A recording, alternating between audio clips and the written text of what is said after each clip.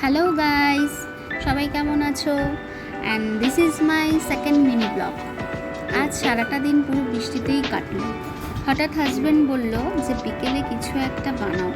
কি করব ভাবতে ভাবতে দেখলাম ফ্রিজে চিকেন আছে।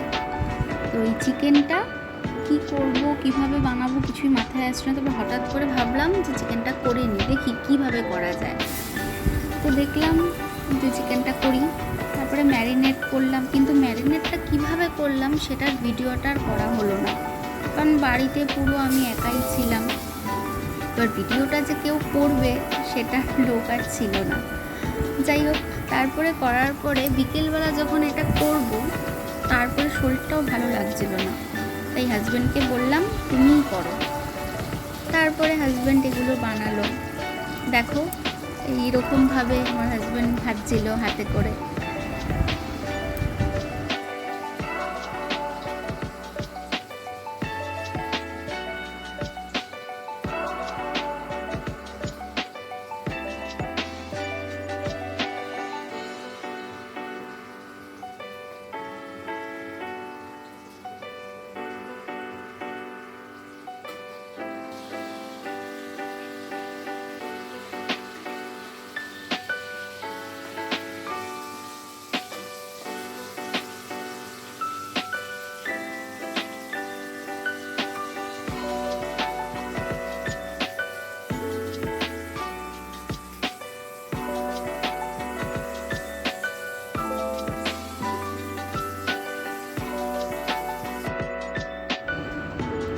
এইভাবে আমি প্লেটটা সাজিয়ে নিলাম।